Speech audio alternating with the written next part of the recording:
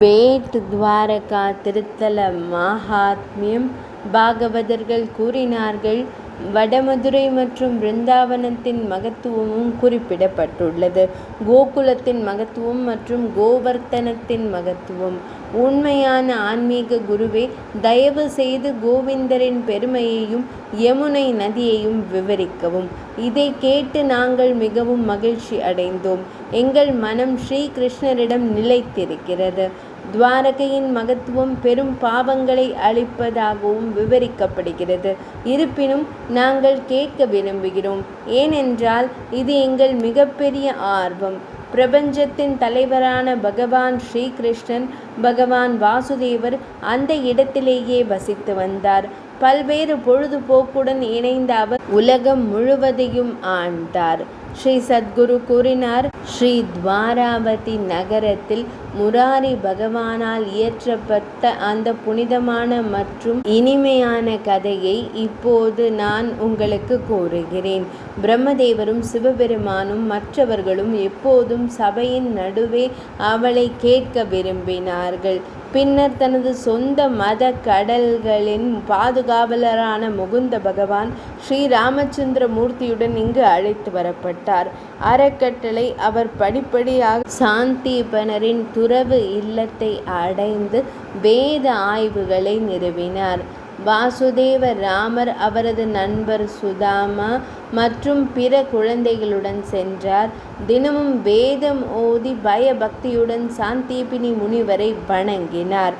அவர் விரைவாக ஆற்றின் கரையை அடைந்தார் மற்றும் தொடர்ந்து மன்னருக்கு எரிபொருளை தயாரித்தார். காட்டு வேர்கள் மற்றும் பழங்கள், கருப்பு பழங்கள் ஆகியவை அந்த பழமையான நகரம் கோவிந்தரின் பாதத்தின் மகரந்தத்தால் சுத்தப்படுத்தப்பட்டது. உலகிலும் உள்ள அனைத்து தேவர்களும் ஞானிகளும் அவனை புகழ்கிறார்கள், ஏனென்றால் அவள் மிகவும் ஆசீர்வதிக்கப்பட்டவள். மகாகால ரூபமாக விளங்கும் சிவபெருமான் மகாகாலத்தின் சக்தி. ஆனாலும் ஸ்ரீகிருஷ்ணரின் வாசஸ்தலமே 3 உலகங்களையும் வெல்லும். அவந்தி நகரத்தில் தங்குவதற்கு ஏற்பாடு செய்தபோது பலராம சுவாமியின் தம்பியானவன் அனைத்து வேதங்களையும் கற்றான். அவர் தனது அன்பான பரிசுக்காக தனது சொந்த விருப்பத்தின் பேரில் செல்லுமாறு பக்தியுடன் தனது ஆன்மீக குருவை வற்புறுத்தினார். அவனுடைய மகன் கடலில் விழுந்து தொலைந்த போது அவன் மீண்டும் அவனுடைய பரிசை கேட்டான். பகவானே, அழகான ஆடைகளை அணிந்த அவர் பலராமருடன் அவர்களை அழைத்து வர விரும்பினார். பின்னர் இறைவன் தனது ஆன்மீக குருவின் மகனை இவ்வாறு கடலுக்கு அழைத்து செல்லும்படி கட்டளையிட்டார். பிறகு சமுத்திரம் அந்த பெரிய அரக்கனுக்கு 5 மடங்கு சிசுவை தெரிவித்தது.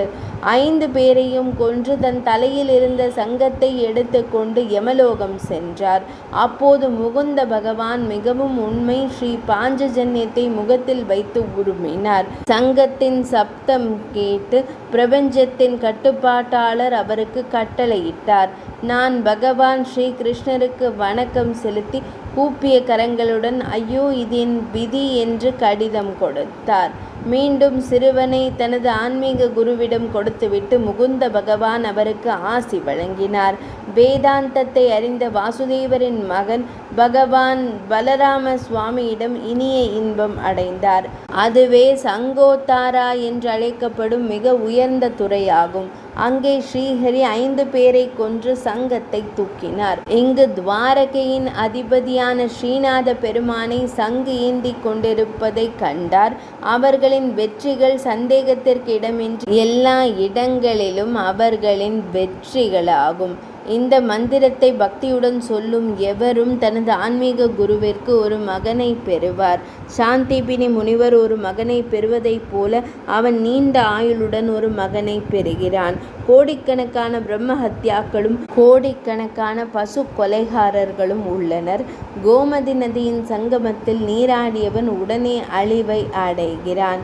ஸ்ரீகிருஷ்ணர் ஜனார்த்தன பகவான் சங்கமேந்தியபடி கோமதி நதிகள் சங்கமிக்கும் இடத்தில் தோன்றினார். பக்தியுடன் இவரை வணங்குபவருக்கு நேர பயம் இல்லை.